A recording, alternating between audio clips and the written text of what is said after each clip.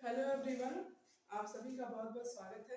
चलिए हम लोग अब आप आज की क्लास को अपनी स्टार्ट करते हैं। ओके, तो हम लोगों ने कल क्या पढ़ा था? हम लोगों ने होम डेकोरेशन यानी कि सज्जा के बारे में पढ़ा था, जिसमें हम लोगों ने कला के जो विभिन्न तत्व हैं, कला के जो विभिन्न सिद्धांत हैं, उन सभी के बारे में हम लोगों ने डिस्कशन किया था। तो हम लोगों को कला के तत्व, इसके बारे में हम लोगों ने क्या पढ़ा था? कला के तत्व हमने कितने बताया है? हमने बताया कला के तत्व हमारे जो है वो कितने हैं? 7 यानी 7 है। कला के तत्व जो है वो 7 है। कौन कौन से बताया हमने? पहला हमारा क्या है? रेखा।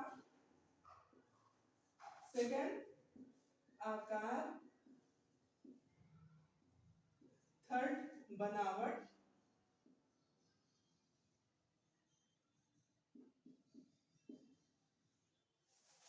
और बनावट भी लिख सकते हैं, मतलब ऊपर नीचे कुछ भी हो सकता है। नमूना।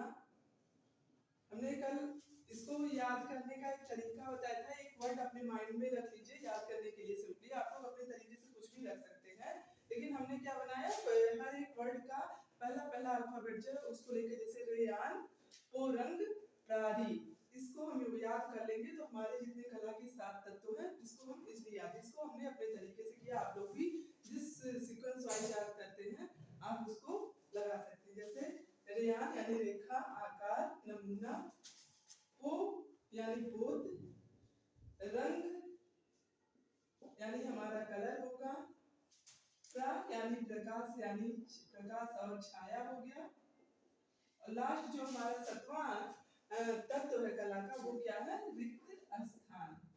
ओके, तो ये हमारे क्या है? कला के 7 तत्व हैं। हमने रेखा के बारे में कल पढ़ा था कि दो बिंदुओं के बीच के बहाव को हम रेखा कहते हैं। हमने बताया रेखाएं हमारी 4 प्रकार की होती हैं।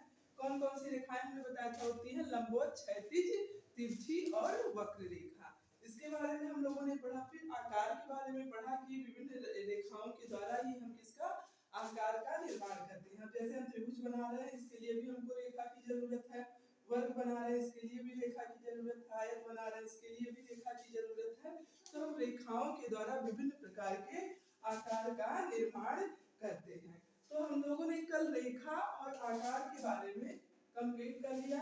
अब जो हमारे 4-5 बचे हुए हैं कला के तत्व, उनके बारे में हम देखते हैं। उसके बाद हम लोग कला के सिद्धांत। अब थर्ड क्या है हम लोगों का? कला का तत्व जो है वो नमूना। अब नमूना को ही हम क्या कहते हैं?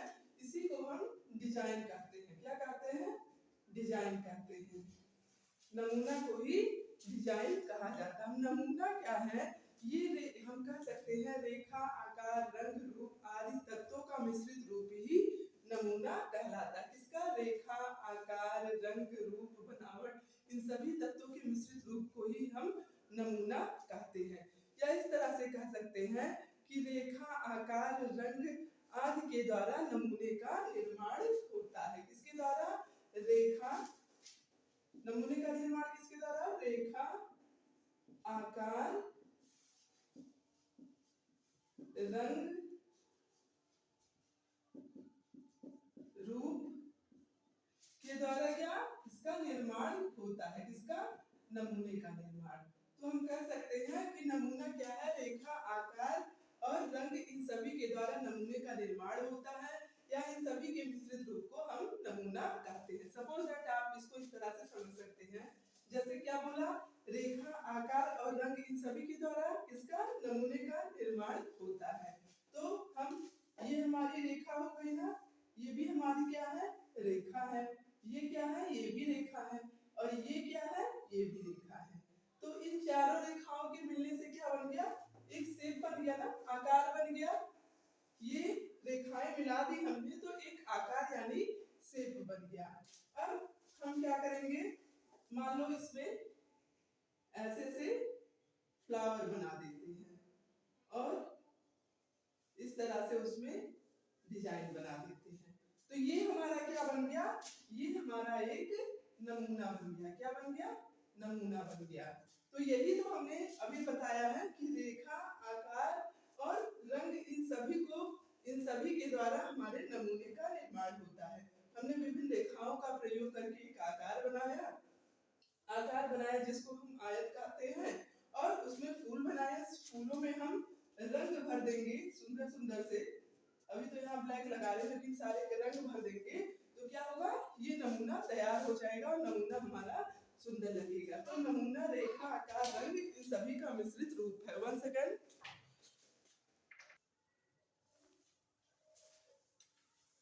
इस तरह से क्या होता है, नमूना जो है हमारा रेखा, आकार, रंग, रूप इन सभी के द्वारा नमूने का निर्माण होता है। अब ये जो हमारा नमूना यानी डिजाइन है, ये डिजाइन यानी नमूना भी कई प्रकार का होता है। नमूने जो होते हैं ये कई प्रकार के होते हैं। अब कौन कौन से नमूने होते हैं हम इनके बारे में देखेंगे। नमूने हमारे जो हैं वो कई प्रकार के होते हैं। कौन कौन सा? पहला हमारा प्राकृतिक नमूना। प्राकृतिक नमूना जिसको हम क्या कहेंगे, नेचुरल डिजाइन। सेकंड हमारा है ज्यामितीय नमूना। कौन सा? ज्यामितीय नमूना जिसको हम जियोमेट्रिक डिजाइन कहते हैं।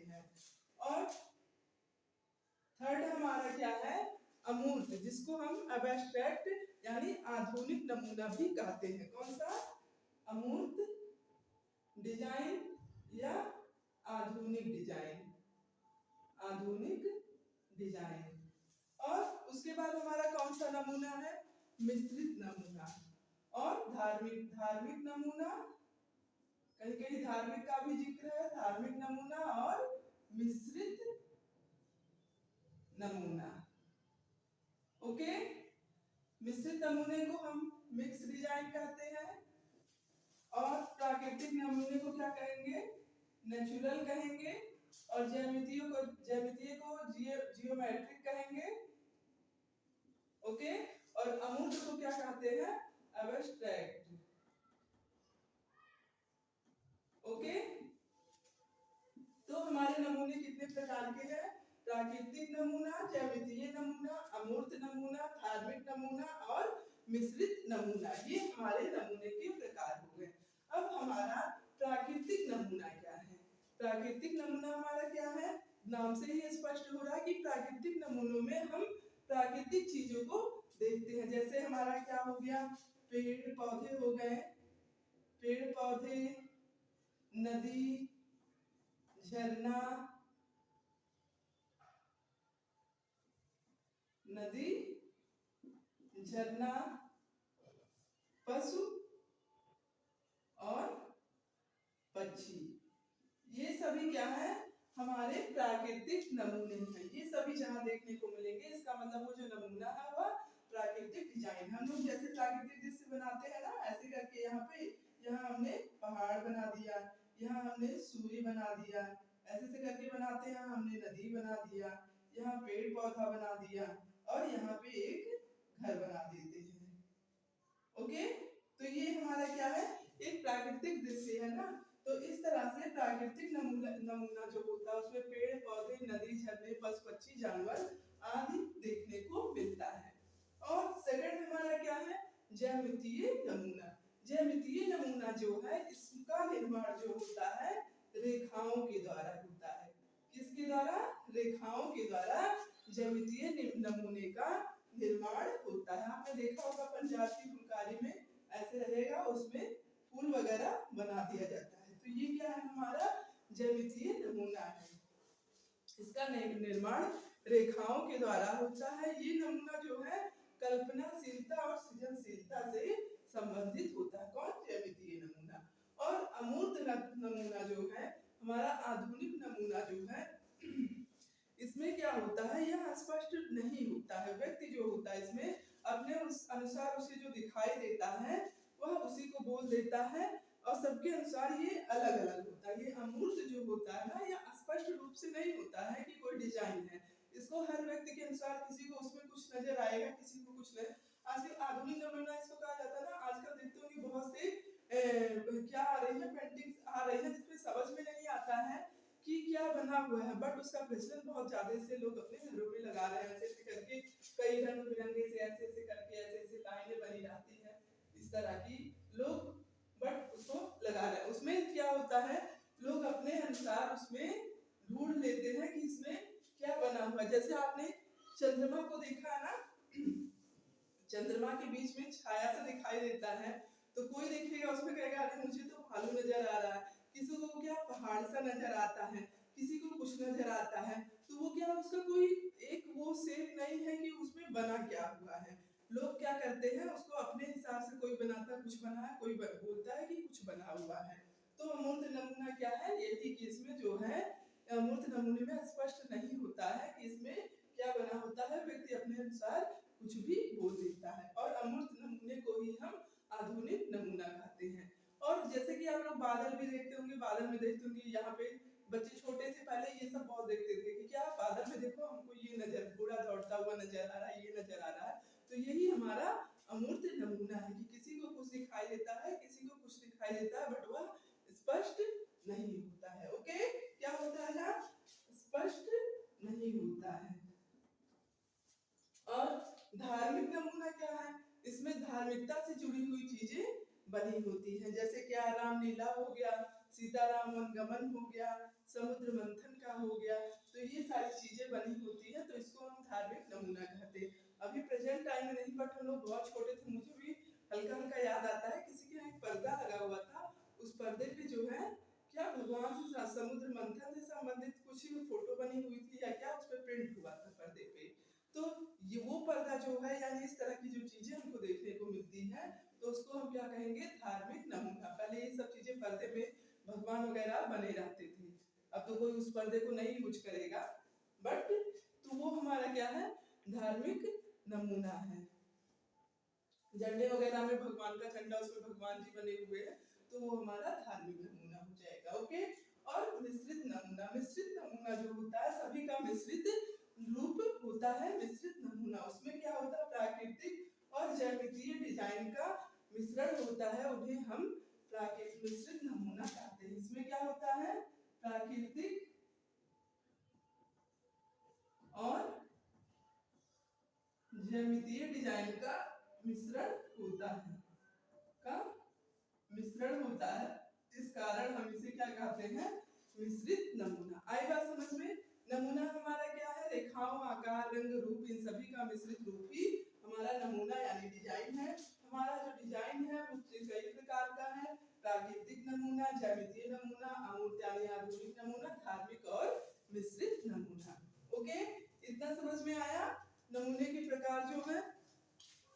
अब इसके बाद हम लोग इसको, आप लोग अगर नोट करना चाहते हैं तो नोट कर सकते हैं।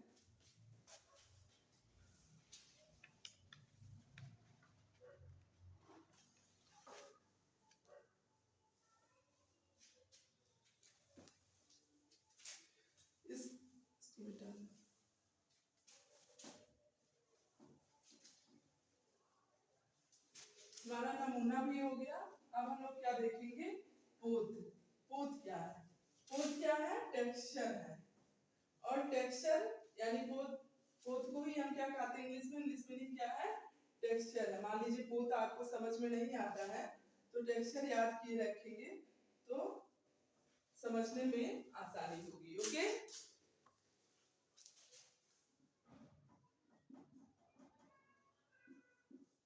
ये टेक्सचर है। अब पोत क्या है, ये हम जो चीजें हमको देखने में या स्पर्श करने में जैसी प्रतीत होती है, जैसे वह कठोर है, हार्ड है या सॉफ्ट है, ये चीजों जैसे देखने से या स्पर्श करने से जब हमको उसको कठोर है या मुलायम है इसका आभास होता है, या प्रकाश का परावर्तन भी हमको, प्रकाश का परावर्तन कैसा है, ये सारी चीजें हमें टेक्सचर यानी पोत के द्वारा पता चलती हैं। कोई चीज छूने में कैसी लग रही, जैसे वह छूने में हार्ड लग रही है, पेन क्या है, ये पेन हमारा छूने में हार्ड लग रहा है ना, और ये जो मैंने जैकेट पहना इसको, ये छूने में कैसा है, ये सॉफ्ट है, तो ये क्या है, ये भी हमारा पोत है। कोई चीज छूने में या देखने में, जैसे स्पर्श करने में या देखने में कैसी लग रही है, उसी को हम पोत यानी टेक्सचर कहते हैं। या प्रकाश का परावर्तन कैसा है उसको हम पोत कहते हैं। इसको क्या कर सकते हैं, कोई चीज देखने और स्पर्श करने में, स्पर्श करने में जैसी प्रतीत होती हो उसे हम बोध कहते हैं। और क्या, प्रकाश का परावर्तन, इसके द्वारा प्रकाश के परावर्तन का भी पता चलता है। ओके, कोई भी चीज देखने और छूने में कैसी लग रही है और प्रकाश का परावर्तन कैसा है, ये सारी चीजें हमारी क्या है, बोथ यानी टेक्सचर है। अब आपको हमने बताया कि ये हार्ड है और ये सॉफ्ट है, ये हमको छूने और देखने से ही पता चल जा रहा है कि ये हार्ड होगा और ये सॉफ्ट होगा। तो ये क्या है, बोध। और प्रकाश का परावर्तन, इसको आप इस तरह से समझ सकते हैं। मान लीजिए इस रूम में उजाला है, तो उजाला जहाँ पे पर्याप्त प्रकाश है वहां पे हम डार्क कलर का यूज करेंगे तो चल जाएगा, डार्क कलर ठीक लगेगा। ठीक, अगर हम पेंटिंग, दीवार की पेंटिंग जो है डार्क कलर देकर देखते हैं उजाले में तो वो सही है। और अंधेरे में क्या करते हैं, जहाँ थोड़ा प्रकाश कम है वहां हम लाइट कलर का यूज करते हैं, यानी जहाँ प्रकाश ज्यादा है वहां हम डार्क कलर का यूज करते हैं और जहाँ प्रकाश थोड़ा कम है वहां हम लाइट कलर का यूज करते हैं। यही प्रकाश का परावर्तन कहलाता है। तो बोध में क्या होता है, कोई चीज देखने और छूने में, स्पर्श करने में कैसे प्रतीत होती है, प्रकाश का परावर्तन कैसा है, यह हमारा टेक्सचर यानी बोध के अंतर्गत आता है। और रंग क्या है, रंग जो है किसी चीज में क्या करता है, अगर कोई भी चीज सादा है, कोई भी चीज मतलब ऐसे सादा है, यही बोर्ड है या दीवार है, प्लेन है तो उतनी अच्छी नहीं लग रही, या पेंटिंग है प्लेन सा है, मान लो कागज है नहीं अच्छा, बट उसमें फूल वगैरह बना देते हैं, उसको कलर कर देते हैं तो क्या होता है, वह अच्छा लगने लगता है। तो कोई चीज सादा है तो उतना जीवित सा नहीं लगता, बट उसमें अगर हम कलर भर देते हैं तो वह जीवित सा लगने लगता है। जैसे सपोज दैट, मान लीजिए हमने एक फूल बनाया, ये हमने एक फूल बनाया, अब ये फूल जो है, ये इसकी पत्तियां वगैरह हो गई, ओके, ये पत्ती वगैरह हो गया। अब ये फूल सादा है तो उतना अच्छा नहीं लग रहा, बट इसमें अगर हम कलर भर देते हैं, दूसरा कोई कलर, जैसे रेड कलर भर देते, रेड में इंक नहीं है बट ब्लू ही कर देते हैं, अब इसमें कलर भर देने पर यह क्या लगने लगता है, यह जीवित सा, सजीव सा लगने लगता है। तो रंग क्या करता है, कलर हमारा क्या करता है, उसमें सजीवता लाने का कार्य करता है। यानी कोई भी चीज सादी है उतनी अच्छी नहीं लगेगी, लेकिन रंग भरने पर उससे वह जीवित सा लगने लगता है। रंग के बारे में हम लोगों का पूरा एक चैप्टर ही है, उसको हम लोग को डीपली पढ़ना है। तो रंग भी हो गया हम लोगों का, उसके बारे में आगे पढ़ेंगे। रंग के बारे में इतना हमने समझा दिया आप लोग को कि रंग भी कला के एक तत्व है जो सजीवता लाने का कार्य करते हैं। और क्या है, रंग भी हो गया हमारा। और प्रकाश, प्रकाश क्या है, जैसे कोई भी सजावट है, कोई भी सज्जा है, जब तक वहां प्रकाश नहीं है वहां उस सज्जा का कोई मतलब नहीं, उस डेकोरेशन का कोई मतलब नहीं। अगर मान लीजिए इस दीवार पे बहुत अच्छी सी पेंटिंग लगी हुई है, बहुत अच्छी ये दीवार पेंटेड है, बट क्या लाइट की व्यवस्था नहीं है, बिल्कुल अंधेरा सा है, तो क्या आपको वो पेंटिंग दिखेगी, नहीं दिखेगी ना। तो कोई भी सज्जा हो वो बिना प्रकाश के बेकार है, उस सज्जा का कोई मतलब नहीं है।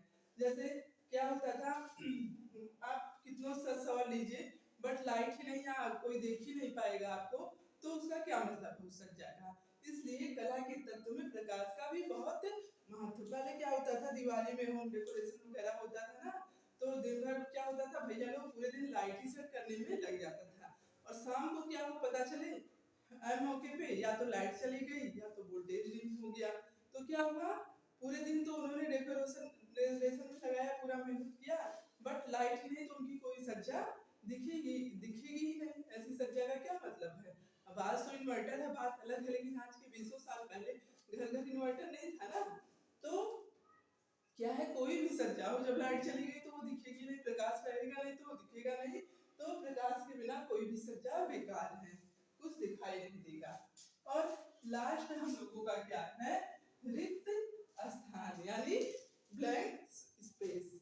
अब इसमें क्या होता है, हम कोई भी सज्जा करते हैं तो उसमें हमको स्पेस का भी ध्यान रखना चाहिए। ये नहीं कि बस सज्जा किए जा रहे हैं, यहाँ पे एक पेंटिंग लगा दी, यहाँ पे हमने एक पेंटिंग लगा दी प्राकृतिक, जैसे कि यहाँ दूसरी पेंटिंग लगा दी, जानवर की लगा दी, और यहाँ तीसरी अपनी फोटो लगा दी इस तरह से, फिर यहाँ बच्चे की फोटो। तो ये क्या अच्छा लगेगा, इसमें एक लाइन से लगाते चले जा रहे हैं, कोई स्पेस ही नहीं है, मान लो ऐसे सटा सटा के लगा दिया, इतना गैप भी नहीं है, सब सटा हुआ, तो क्या ये अच्छा लगेगा?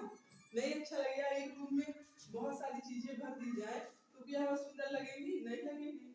तो वही हमको अपनी सज्जा में रिक्त स्थान यानी खाली स्थान का भी ध्यान रखना चाहिए। मान लीजिए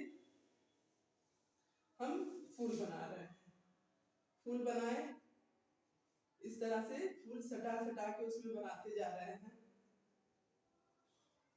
इस तरह से उसमें भरते जा रहे हैं, फूल ऐसे ऐसे बनाते चले जा रहे हैं, यहाँ सब फूल फूल फूल फूल पूरा भर दिए। और दूसरा फिगर हमने बनाया, दूसरा फिगर हमने बनाया जिसमें हमने फूल कैसा बनाया, एक फूल यहाँ बना दिया, एक फूल यहाँ बना दिया, और एक फूल यहाँ, यहाँ और यहाँ। अब बताइए ये ज्यादा अच्छी लग रही है या ये ज्यादा अच्छी लग रही है? इसमें तो आपको कुछ समझ में नहीं आ रहा होगा कि क्या बना है, और इसमें क्या है, इसमें समझ में भी आ रहा, अच्छा भी लग रहा है। क्यों?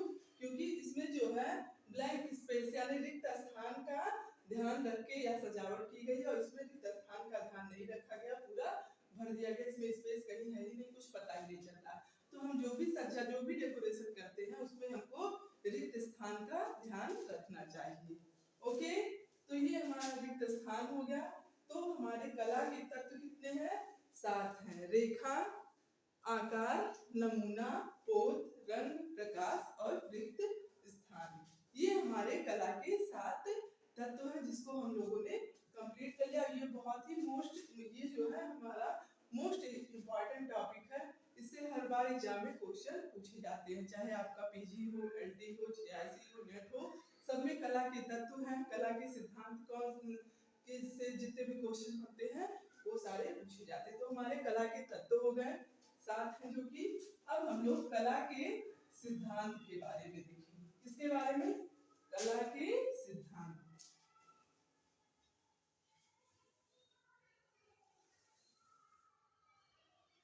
आई होप इतना कॉन्सेप्ट आप लोगों का क्लियर हो गया होगा।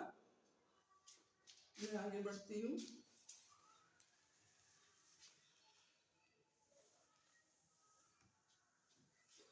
अब कला के सिद्धांत जो है वो कितने हैं हमारे? कला के सिद्धांत हमारे कितने हैं? 5 हैं। कौन कौन से हैं?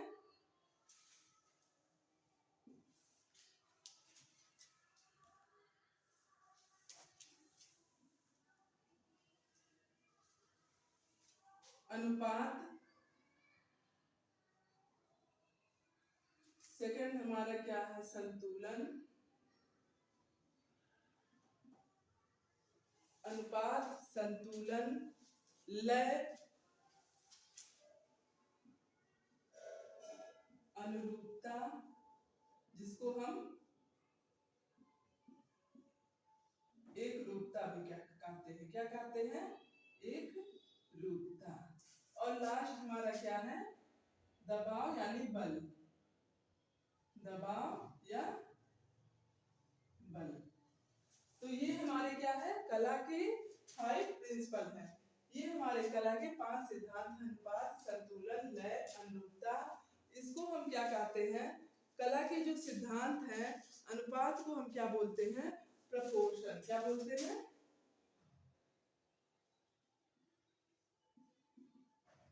प्रपोर्शन। और संतुलन को क्या बोलते हैं? बैलेंस। और इसको रिदम।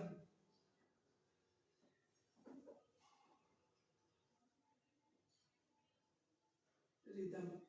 और अनुरूपता हमारे क्या है? हार्मनी।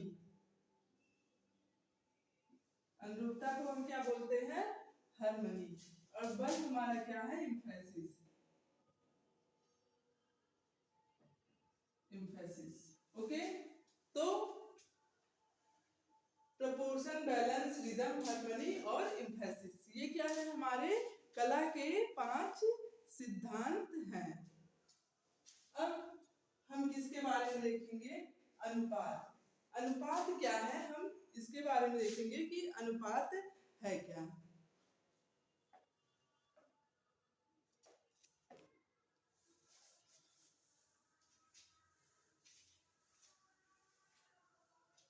अब अनुपात क्या है?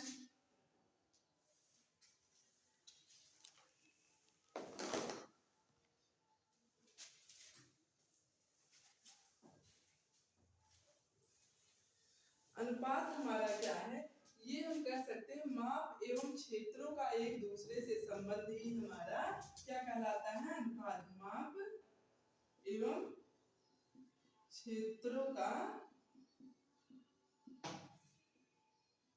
एक दूसरे से संबंध क्या कहलाता है? हमारा अनुपात कहलाता है। माप एवं क्षेत्रों का एक दूसरे से संबंध हमारा क्या कहलाता है? अनुपात कहलाता है। इसीलिए इसे हम संबंध का नियम भी कहते हैं। अनुपात को हम क्या कहते हैं? अनुपात को हम संबंध का नियम भी कहते हैं। पूछा जाता है एग्जाम में ना, संबंध का नियम किसे कहते हैं? तो अनुपात को। अनुपात को किस नाम से जाना जाता है? संबंध का नियम।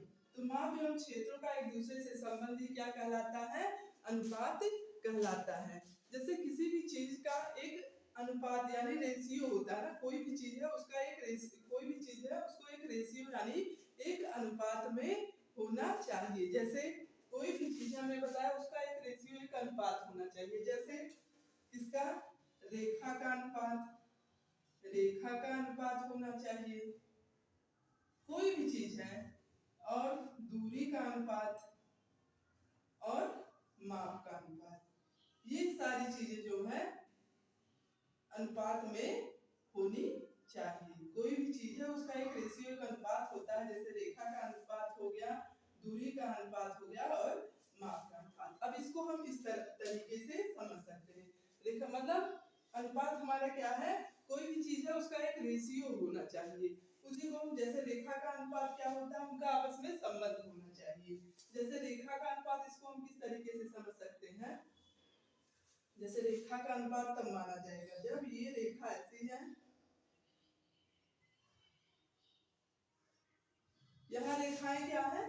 समान दूरी पर है, समान लंबाई में है, तो ये यहाँ रेखा का अनुपात क्या है? हमारा समान है, अनुपात सही है। बट अगर रेखा का वही अनुपात जो है ऐसे हो, एक रेखा यहाँ, दो रेखा यहाँ, फिर ऐसे ऐसे ऐसे हो, फिर यहाँ हो, तो क्या यहाँ रेखा का अनुपात सही है? रेशियो इसका सही है? एक रेखा यहाँ है तो दो रेखा यहाँ, फिर तीन रेखा, फिर एक रेखा उतनी दूर चली जा रही है, तो ये सही है या ये सही? ये गलत होगा ना। तो रेखा का अनुपात जो है यहाँ सही है। और दूरी का अनुपात क्या होगा? इसको हम इस तरीके से समझ सकते हैं। मान लो कोई चीज है, मान लो एक फूल यहाँ बनाया हमने, एक फूल यहाँ बनाया हमने, और एक फूल यहाँ बनाया, एक फूल यहाँ बनाया और एक फूल यहाँ बनाया। तो ये एक दूरी समान दूरी पे बनी हुई है ना, इसको मिटा देते हैं। मान लो यहाँ एक फूल बनाया, यहाँ और यहाँ, तो ये समान दूरी पर बनी हुई है, एक अनुपात में फूल बना हुआ है ना। बट वही फूल अगर हम एक यहाँ बना देते हैं, एक यहाँ बना देते हैं, एक यहाँ बना देते हैं, एक यहाँ बना देते हैं, तो ये क्या सही है? इसका अनुपात सही नहीं है ना। ये देखने से ही पता चल रहा है कि इसका अनुपात सही है। देखिए, और ये क्या है? इसको आप किस तरह से बांट सकते हैं? नहीं बांट सकते ना। तो दूरी का भी अनुपात सही होना चाहिए। और माप का अनुपात क्या है? माप के अनुपात को हम इस तरह से समझ सकते हैं। जैसे माप का अनुपात जो है इसमें यह किससे संबंधित होता है? वस्तु की लंबाई, चौड़ाई और मोटाई से संबंधित होता है। माप का अनुपात किससे संबंधित होता है?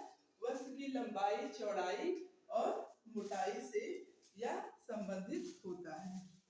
जैसे ये जो हमारा ब्लैक बोर्ड है, अगर इस ब्लैक बोर्ड की लंबाई जो बढ़ा के और आगे उधर दूर तक कर दी जाए, और इसकी जो ऊंचाई है इसका आधा कर दिया जाए, इतना ही है, तो क्या ये बोर्ड सही अनुपात में होगा? इसकी लंबाई तो बहुत ज्यादा हो जाएगी, भाग के वहां चली जा रही है, और इसकी ऊंचाई कितनी है, चौड़ाई कितनी है, इतनी ही है। तो इसमें थोड़ा सा लिखेंगे भर जाएगा, हमको वहां लिखने जाएंगे तो आप लोग को दिखाई नहीं देगा। तो क्या है, इसका अनुपात तब सही नहीं होगा। सही अनुपात क्या है, जो जिस कंडीशन में अभी आपको दिख रहा है, ये इसका अनुपात सही है, क्योंकि इस लिखने में भी कंफर्टेबल है, आप लोगों को देखने में भी कंफर्टेबल है कि आप लोग नोट भी कर सकते हैं, वहां तक जा रहा होगा कि कितना हमने लिखा है। अगर बहुत लंबा रहेगा तो उधर जो लिखेंगे दिखाई नहीं देगा ना। तो क्या होता है, ये हमारा माप का अनुपात है, यानी लंबाई, चौड़ाई और मोटाई सही अनुपात में हो, उसी को हम माप का अनुपात कहते हैं। अनुपात समझ में आया? माप एवं क्षेत्रों का एक दूसरे से संबंध है, ये क्या कहलाता है, हमारा अनुपात कहलाता है। जैसे कोई भी चीज हो वह एक रेशियो, एक अनुपात में होनी चाहिए, जैसे रेखा का अनुपात, दूरी का अनुपात और माप का अनुपात। और अनुपात को ही हमने क्या बताया, इसे हम संबंध का नियम भी कहते हैं। ओके, तो ये तो हमारा अनुपात हो गया। अब हम लोग नोट करना होगा, तो वीडियो को पॉज करके आप लोग नोट कर सकते हैं। अनुपात हो गया हमारा। अब हम क्या देखेंगे, संतुलन, जिसको हम क्या कहते हैं, बैलेंस। संतुलन का मतलब क्या है, संतुलन का अर्थ क्या है, समान वितरण। संतुलन का अर्थ क्या है, समान वितरण। जैसे चाहे कोई भी रंग, रूप, आकार हो, उसके आसपास चाहे जो भी परिस्थितियां हो, वो एक जैसा दिखाई दे, एक समान दिखाई दे, तो उसे हम क्या कहते हैं, संतुलन कहते हैं। समझ में आएगा? संतुलन का अर्थ क्या है, समान वितरण, यानी हर जो दिखाई दे समान दिखाई दे, चाहे वह कोई भी चीज हो, उसके आसपास कैसी भी परिस्थितियां हो, बट वह एक समान दिखाई दे, उसे हम क्या कहते हैं, संतुलन। इतनी बात समझ में आई? संतुलन हमारा क्या है, संतुलन को हम बैलेंस कहते हैं, यानी समान वितरण कहते हैं। जैसे चाहे कोई भी चीज हो, उसके आसपास की परिस्थितियां जैसे भी हो, बट वह समान दिखाई देती है, तो उसको हम संतुलन कहते हैं। अब ये संतुलन जो होता है, ये हमें संतोष और शांति प्रदान करने का कार्य करता है। इसको हम कैसे समझ सकते हैं, मान लो सपोज दैट, जैसे मैं हूँ, मेरे इस बगल भी एक बॉडीगार्ड है और इस बगल भी, दोनों साइड दो बॉडीगार्ड हैं। अब क्या होगा, इसे मेरे अंदर संतोष है, चलो अगर इधर से मेरे ऊपर अटैक होता है तो इधर वाला संभालेगा, इधर से अटैक होता है तो इधर वाला संभालेगा, मन में तो ये संतोष है ना, शांति है। बट अगर एक ही साइड मेरे वो बॉडीगार्ड रहेगा तो मुझे इधर से बार बार डर लगा रहा, कहीं इधर से कोई अटैक ना कर देना। तो उसी तरह से है कि संतुलन हमारा समान होना चाहिए, चारों तरफ जो भी है वो समान वितरण होना चाहिए। ओके, अब संतुलन इस तरह से भी समझ सकते हैं, कोई पेंटिंग हम यहाँ लगाए हुए हैं तो फूल की, तो इस साइड भी हम फूल की पेंटिंग, ये हमारा क्या कहलाएगा, संतुलन कहलाएगा। आई बात समझ में? संतुलन का अर्थ समान वितरण है। अब क्या है, संतुलन हमारा जो है यह दो प्रकार का होता है। कौन कौन सा? संतुलन जो है यह कितने प्रकार का होता है, दो प्रकार का। इसको हम बड़ा कर देते हैं।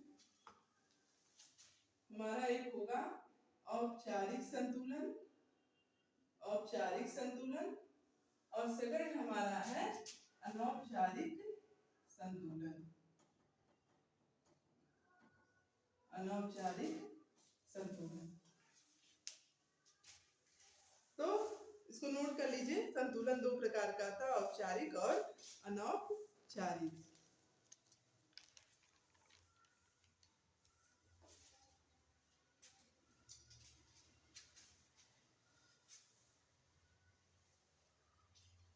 ये हो गया ना, औपचारिक और अनौपचारिक।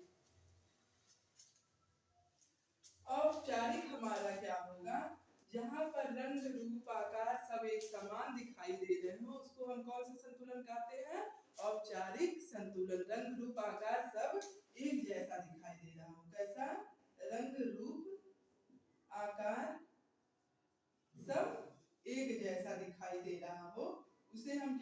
कहते हैं? औपचारिक संतुलन कहते हैं। कौन सा संतुलन कहते हैं? औपचारिक संतुलन। सपोज दैट इसको आप इस तरह से समझ सकते हैं, जैसे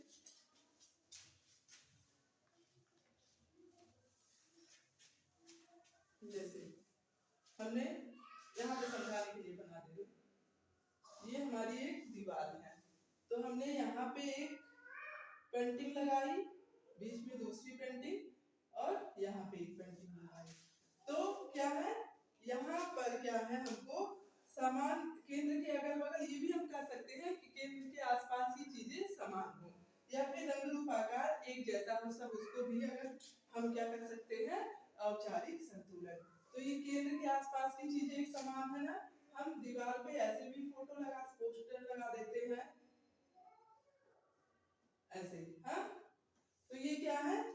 ये औपचारिक संतुलन है। हम कह सकते हैं केंद्र के आसपास की चीजें समान हो या सारी चीजें एक समान हो, तो उसको हम औपचारिक संतुलन कहेंगे। अब यहाँ पे केंद्र के आसपास की चीजें एक समान है ना, तो ये हमारा क्या हुआ? औपचारिक संतुलन हुआ। और यहाँ भी चीजें समान है, पोस्टर यहाँ भी उतनी ही दूरी पे यहाँ भी लगाओ, तो ये भी हमारा क्या होगा? औपचारिक संतुलन। यानी जहाँ पर भी कोई चीज रंग रूप आकार समान सब एक जैसा एक समान दिखाई दे रहा हो, उसको हम औपचारिक संतुलन कहते हैं। आई बात समझ में? और अनौपचारिक संतुलन हमारा क्या है?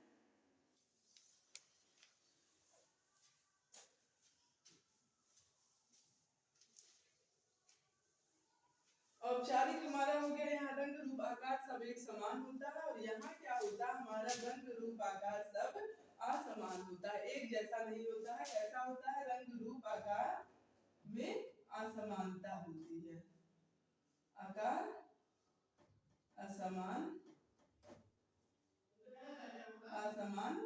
होता है। तो औपचारिक में क्या होता है? रंग रूप आकार एक समान होता है, बट इसमें रंग रूप आकार सब असमान होता है, यानी एक जैसा नहीं होता है। इसमें जैसे आप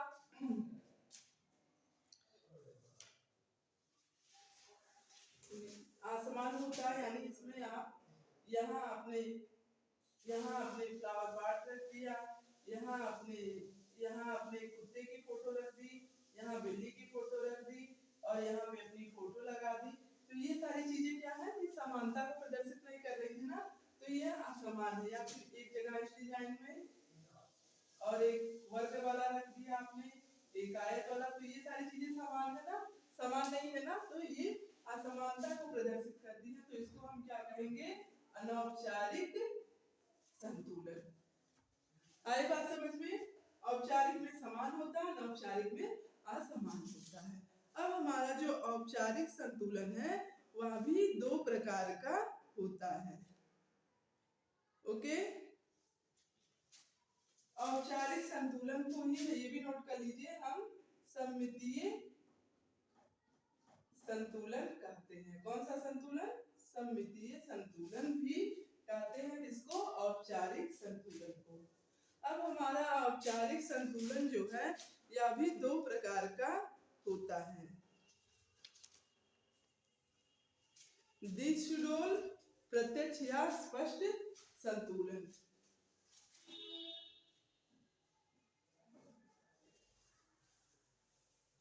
औपचारिक संतुलन हमारा कितने प्रकार का होता है?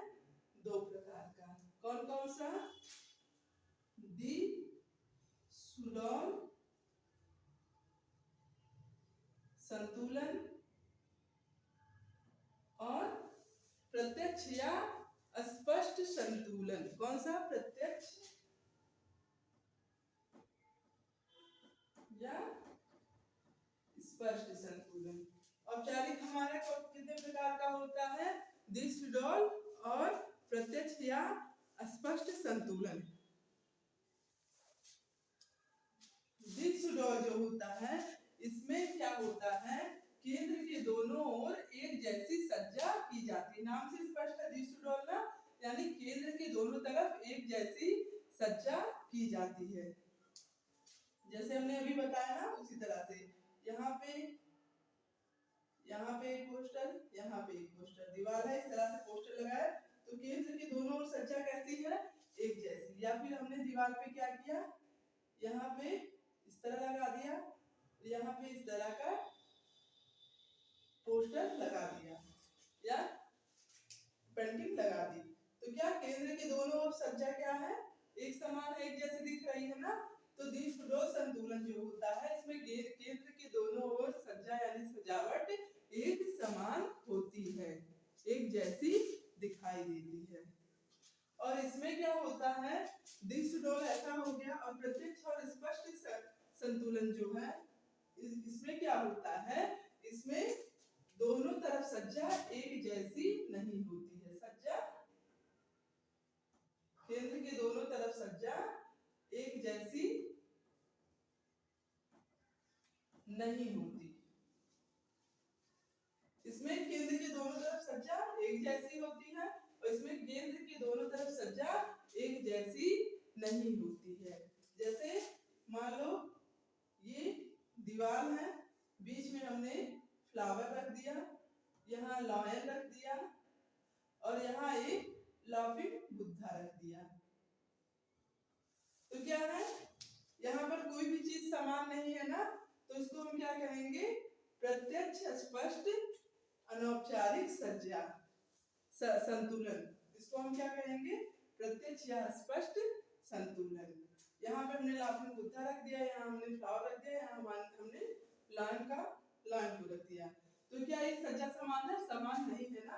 तो वही चीज है, इसमें क्या है, द्विसुडो में केंद्र के दोनों तरफ सज्जा समान होती है और इसमें केंद्र के दोनों तरफ सज्जा असमान होती है यानी समान नहीं होती है। आई बात समझ में। संतुलन हमारा जो है वह समान वितरण है। ओके, उसका असर समान वितरण है। संतुलन हमारा दो प्रकार का होता है, औपचारिक संतुलन और अनौपचारिक संतुलन। औपचारिक संतुलन को ही हम सममितीय संतुलन भी कहते हैं। और औपचारिक संतुलन को दो भागों में बांटा गया है, कौन कौन सा, द्विसुडो संतुलन और प्रत्यक्ष या स्पष्ट संतुलन। द्विसुडो में केंद्र के दोनों तरफ सज्जा समान होती है, प्रत्यक्ष या स्पष्ट संतुलन में केंद्र के दोनों तरफ सज्जा समान नहीं होती है।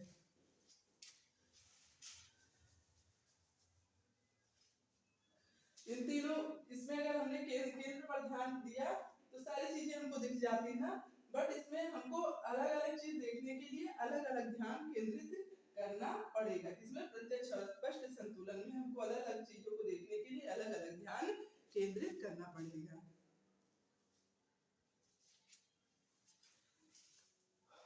और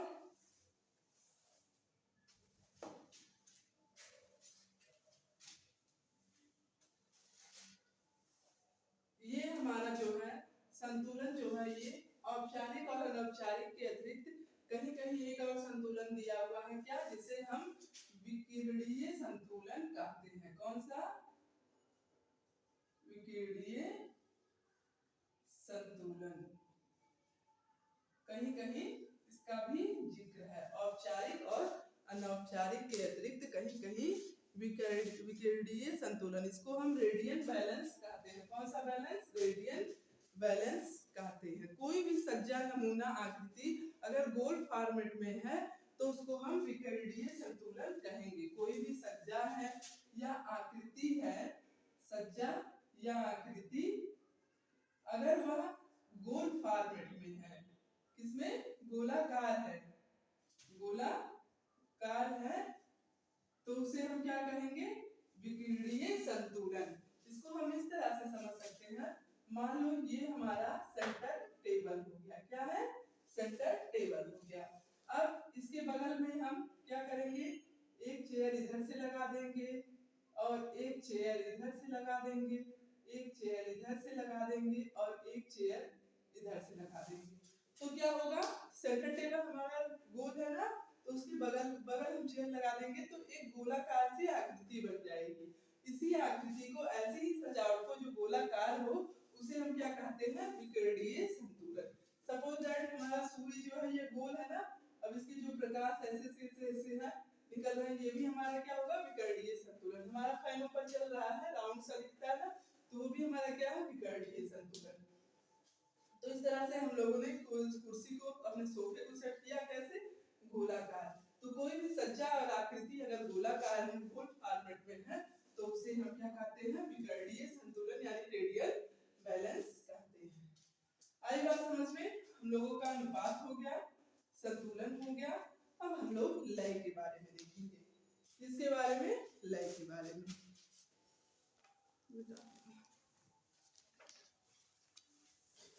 अच्छा मेरे हाथ में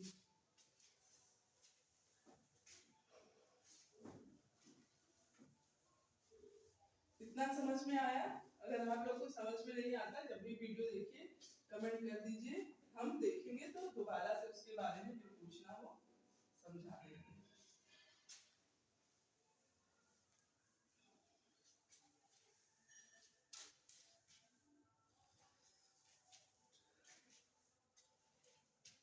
लय, अब हमारा क्या है? लय। लय क्या है? ये क्या है? आंखों की गति का प्रवाह है। क्या करता है? यह क्या है? आंखों की गति का, आंखों की गति का प्रवाह है। लय क्या है?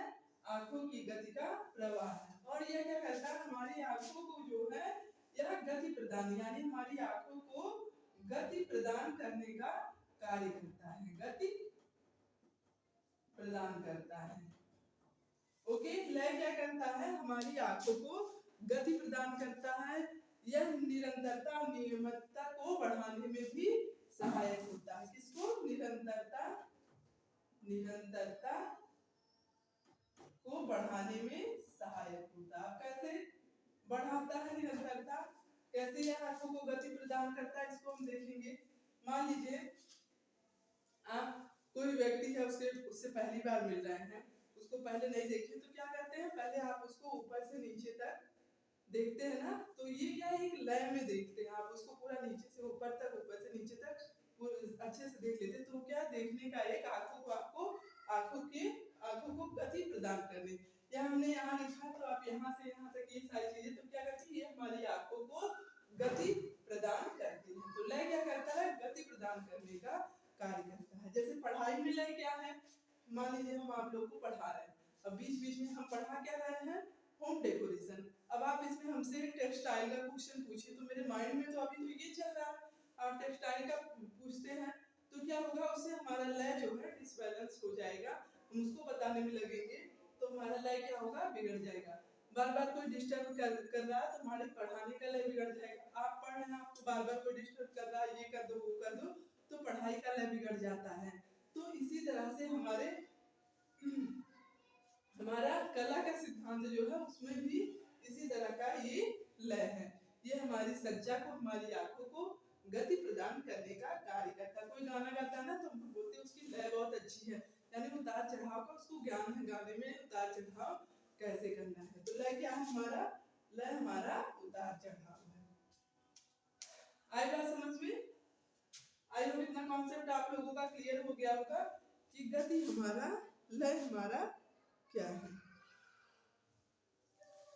अब लय जो होता है यह भी दो प्रकार का होता है। कौन कौन सा?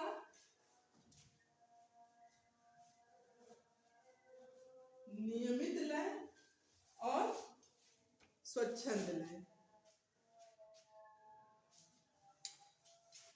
लय हमारा दो प्रकार का होता है, नियमित लय और दूसरा स्वच्छंद लय। ओके, कौन कौन सा? नियमित लय और स्वच्छंद लय। नियमित लय में क्या होता है? नियमित लय हमारा क्या, पहले हम इसको समझेंगे। इसमें एक ही प्रकार के इकाई समूहों का बार बार से हम रिपीट करते हैं। एक ही प्रकार के जो हमारे इकाई समूह होते हैं उनको बार बार से हम रिपीट करते हैं, निश्चित दूरी, निश्चित गति से सुसंगठित तरीके से बार बार रिपीट करते हैं। इसमें क्या होता है? एक ही इकाई समूहों को, इकाई समूहों को क्या करते हैं? बार बार रिपीट करते हैं। जैसे इसको आप इस तरह से समझ सकते हैं,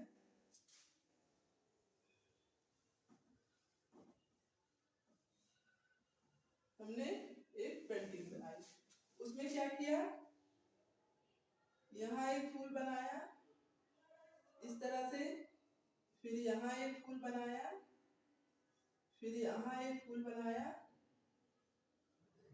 फिर यहाँ एक फूल बनाया।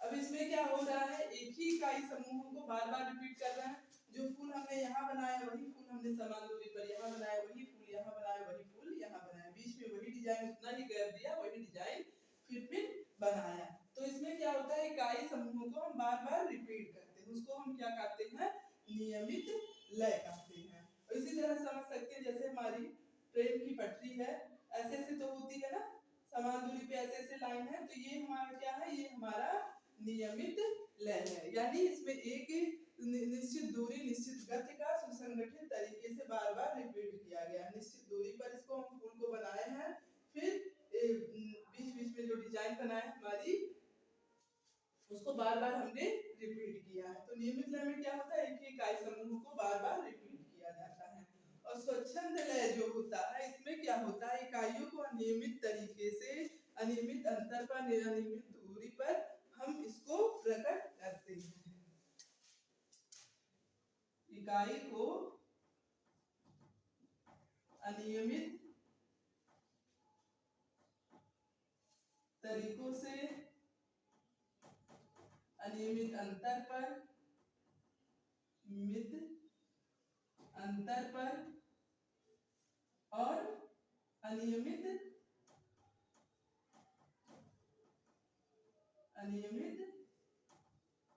दूरी पर क्या करते हैं, प्रकट करते हैं। स्वच्छंद लय क्या है, इसमें इकाई को हम अनियमित तरीके से, अनियमित अंतर पर, अनियमित दूरी पर प्रकट करते हैं। इसको हम इस तरह से समझ सकते हैं, मान लीजिए हमने यहाँ पे कुछ लाइनें ऐसे ऐसे खींची, फिर कुछ लाइनें हमने ऐसे ऐसे खींची, फिर कुछ लाइनें हमने ऐसे ऐसे खींची, फिर कुछ लाइनें हमने ऐसे ऐसे खींची। तो ये क्या है, हमारा अनियमित तरीके से हमने इसको बनाया ना, अनियमित इसमें अंतर है, यहाँ पे कुछ ज्यादा अंतर है, यहाँ कुछ कम है, यहाँ कुछ ज्यादा है, अनियमित दूरी पर हमने इसको बनाया है। तो ये हमारा क्या है, ये हमारा नियमित है ना, यहाँ पे हमने समान समूहों, समान चीजों को समान वितरण से इसको वितरित किया, नियमित तरीके से इसको वितरित किया, बनाया है। बट यहाँ क्या है, यहाँ अनियमितता है, यहाँ कुछ लाइनें खड़ी, कुछ तिरछी, कुछ पड़ी, कुछ त्रिभुज के आकार में इस तरह से है। तो ये क्या है, ये इकाई की अनियमितता को प्रदर्शित करता है, उनके अंतर में भी अनियमितता होती है और दूरी में भी अनियमितता देखने को मिलती है। तो स्वच्छंद लय हमारा क्या होता है, नियमित होता है, और इसमें क्या होता है, इकाई समूहों को बार बार नियमित तरीके से हम रिपीट करते हैं। आई बात समझ में? लय हमारा दो प्रकार का है, नियमित लय और स्वच्छंद लय। आई होप इतना कॉन्सेप्ट आप लोगों का क्लियर हुआ होगा।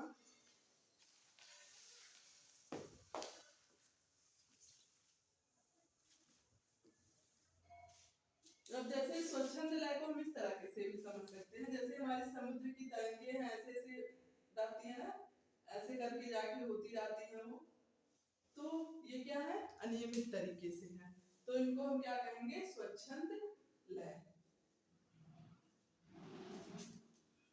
लय को प्राप्त करने के कुछ तरीके हैं, उनके बारे में हम देखेंगे कि लय को प्राप्त करने के तरीके कौन कौन से हैं। उसके बाद हम आगे के जो सिद्धांत हैं उनके बारे में, लास्ट दो सिद्धांत हमारे बचे हुए कला के, उनके बारे में देखेंगे।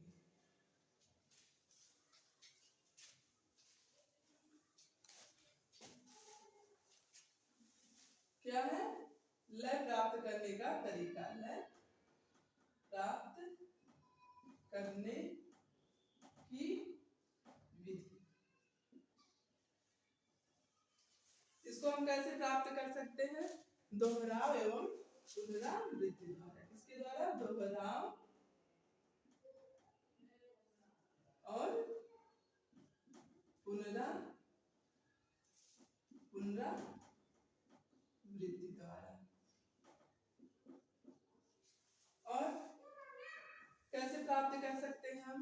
आकार में वृद्धि करके, आकार में वृद्धि करके हम क्या लय को प्राप्त कर सकते हैं। और क्या है हमारा आकार में वृद्धि और विरोध के द्वारा भी हम क्या करते हैं लय को प्राप्त कर सकते हैं। इसके द्वारा विरोध द्वारा, विरोध द्वारा।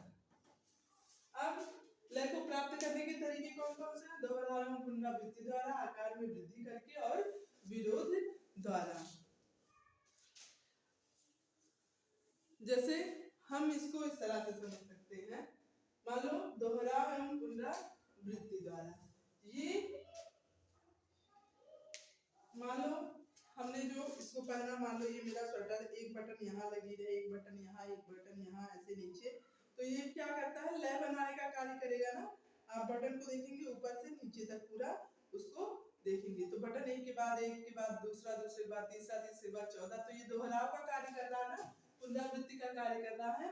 तो यही हमारा इसके द्वारा हम लय को प्राप्त कर सकते हैं। अगर हम वही बार बार रिपीट ऐसे करते दोहराव पुनरावृत्ति करते जा रहे हैं तो एक लय सा बन जाता है ना। मान लो एक बटन यहाँ लगी है, एक बटन यहाँ लगी, एक बटन यहाँ, एक बटन यहाँ। अब ये क्या करता है बार बार दोहराव होता है, तो ये भी तो लय बनाने का कार्य कर रहा है। तो दोहराव पुनरावृत्ति द्वारा भी हम लय को प्राप्त, सपोज दैट ये हमारा बोर्ड है, अब इतना बोर्ड है तो एक हुक पे तो वो टिक नहीं पाएगा, इतना बड़ा बोर्ड है, उसके लिए एक हुक यहाँ लगी है, एक हुक यहाँ लगी है, एक हुक यहाँ लगी है। तो ये हुक जो है ये क्या कर रहा है लय बनाने का कार्य कर रहा है। क्यों? क्योंकि इसमें पुनरावृत्ति हो रहा है, दोहराव हो रहा है, एक हुक यहाँ, एक हुक यहाँ, एक हुक यहाँ पे लगा हुआ है। तो हम दोहराव एवं पुनरावृत्ति द्वारा लय प्राप्त कर सकते हैं। और आकार में वृद्धि करके, अब आकार में वृद्धि करके जैसे हम क्या कर सकते हैं कि पहले छोटी चीजों को रखेंगे, फिर बड़ी चीजों, फिर उससे बड़ी चीजों को, फिर इससे बड़ी चीजों को रखेंगे। सपोज दैट क्या आप लोगों ने जैसे मान लो डेकोरेशन कर रहे हैं, ये हमारा रैक है, तो अगर हम यहाँ बड़ा सा कुछ शो पीस रख देते हैं और उसके पीछे छोटा सा रख देंगे इसके पीछे, तो क्या ये दिखेगा? तो हमारा कार्य क्या है कि पहले हम छोटा रखेंगे फिर बड़ा रखेंगे, पहले यहाँ छोटा फिर बड़ा, फिर बड़ा, फिर उससे बड़ा। तो आकार में वृद्धि करके हम लय को प्राप्त कर सकते हैं। वो काठ की गुड़िया आती है ना, आप लोगों ने देखा होगा, काठ की गुड़िया जो आती है सजावट के लिए, डेकोरेशन के लिए आती है, कैसी बनी होती है, उसमें 5-6 गुड़िया होती है, ऐसी बनी रहती है, यहाँ से आँख, नाक, कान ऐसे बना रहता है, यहाँ उसके कपड़े वगैरह। फिर एक उससे छोटी होती है, उसके कपड़े हो गए, फिर एक उससे छोटी होती है, फिर एक उससे छोटी होती है, फिर एक उससे छोटी होती है। तो इस तरह से क्या आकार में वृद्धि का कार्य कर रही है ना, तो ये भी हमें लय प्राप्त करने का कार्य करती है। अगर हम वही छोटी जो डॉल है हमारी बड़ी वाली के पीछे इसको रखते जाएं तो क्या वो दिखेगी? नहीं दिखेगी ना। तो इसलिए हम आकार में वृद्धि करके पहले छोटा, फिर उससे बड़ा, फिर उससे बड़ा, फिर उससे बड़ा करके हम लय को प्राप्त करते हैं। ये हमको लय प्रदान करने का कार्य कर रही है ना, देखो इससे हमको लय प्राप्त हो रहा है ना, छोटा बड़ा फिर उससे बड़ा। तो क्या है आकार में वृद्धि करके भी हम लय को प्राप्त कर सकते हैं। आई बात समझ में?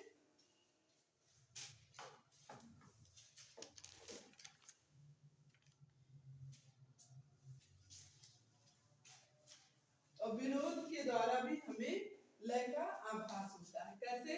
मान लो हमने अपनी सेल्फ में, अपनी अलमारी में बुकें रखी हुई है, बुक रखा हुआ, किताब जिसको हम बोलते हैं।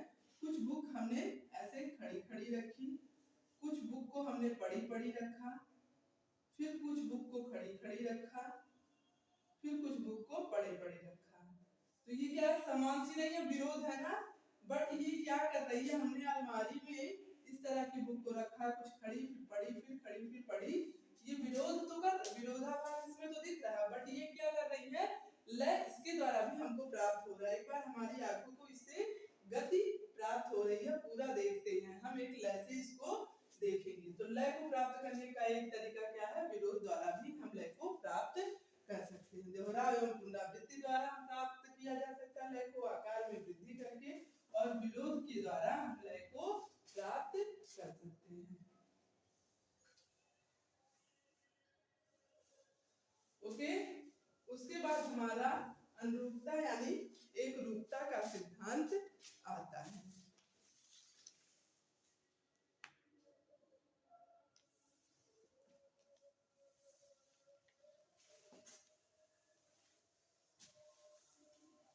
जैसे ये अनुरूपता एक रूपता क्या है, इसको हम हार्मनी कहते हैं।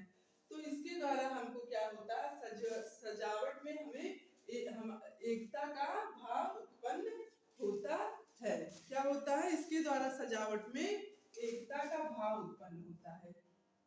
एकता का भाव किसके द्वारा, अनुरूपता के द्वारा जो सजावट की जाती है, अनुरूपता को ध्यान रखके, उससे हमारे अंदर एकता का भाव उत्पन्न होता है। सपोज दैट जैसे बच्चों का रूम है तो उनके अनुसार उसको आप डेकोरेट करेंगे। बच्चों का रूम है तो उसको डार्क कलर से करेंगे, उस पे बढ़िया पेंटिंग वगैरह कराएंगे, अल्फाबेट्स, जानवर वगैरह, एनिमल्स का, इन सभी का पेंटिंग होगा। हमने क्या कर दिया, स्टडी टेबल रख दिया, खिलौने रख दी कई सारे। तो इससे क्या होगा, ये बच्चों के अनुरूप होगा। तो क्या होता है, यही हमारा एक रूपता यानी अनुरूपता। बच्चों का रूम देखने से ही लगेगा कि बच्चों का रूम है, बच्चों के अनुरूप हो। तो ऐसी इस बात को हमें ध्यान रखना चाहिए। तो उससे हम क्या होता है, एकता का भाव उत्पन्न होता है। रेखा, रंग, आकार सब में क्या होनी चाहिए, एकता होनी चाहिए। अनुरूपता क्या है, रेखा, रंग, आकार सब में एकता होनी चाहिए। जैसे मान लो हमने क्या बनाया, ये हमने आम बना दिया, ये क्या बनाया हमने, ये हमने बैगन बना दिया। अगर इसी आम को हम बैगनी कलर से कर दे और इसको हम पीला कलर से कर दे, तो क्या आम का रंग, मैंगो का रंग इसके अनुरूप है? आम कभी आपने बैगनी देखा, बैगनी रंग का आम होता है? नहीं होता है ना।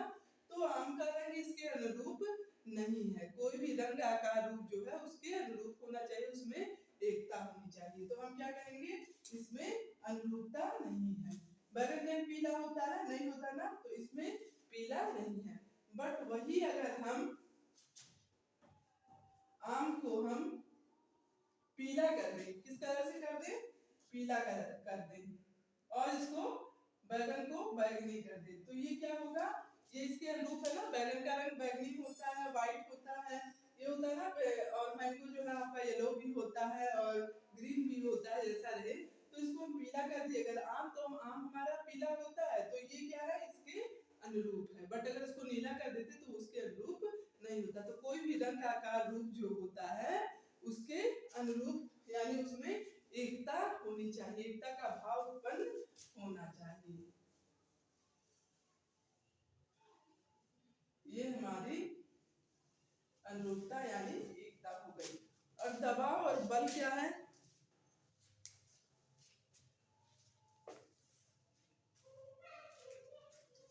दबाव बल जिसे हम एम्फेसिस कहते हैं, इसमें हम क्या करते हैं, केंद्र की सजावट पर ज्यादा बल देते हैं। किसमें, केंद्र की सजावट पर बल देते हैं, मतलब केंद्र की सजावट पर बल देते हैं।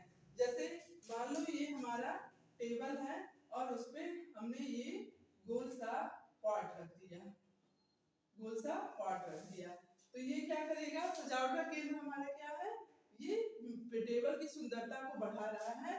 तो हम इसके टेबल को सुंदर बनाने के लिए, उसकी सुंदरता को बल देने के लिए क्या करते हैं, उसके सेंटर पे एक फ्लावर पॉट रख देते हैं। तो उससे क्या होता है, केंद्र की सजावट पर हम बल देने का कार्य कर रहे हैं ना। तो यही हमारा दबाव यानी बल है, इसमें हम केंद्र की सजावट पर बल देते हैं, किसी भी चीज पर ज्यादा फोकस करते हैं। जैसे हमारी फ्रंट दीवार है, कमरे में हमारी 4 दीवार है ना, बट हमने सब पे नहीं, बट जो हमारी फ्रंट दीवार है उसको हमने अच्छे से डेकोरेट किया है। क्यों, क्योंकि वो हमारा सेंटर है, उसको हमने बल देने के लिए उस पर ज्यादा सजावट अच्छी की है। ओके, तो बल यानी दबाव क्या है, इसमें केंद्र की सजावट पर ज्यादा बल दिया जाता है।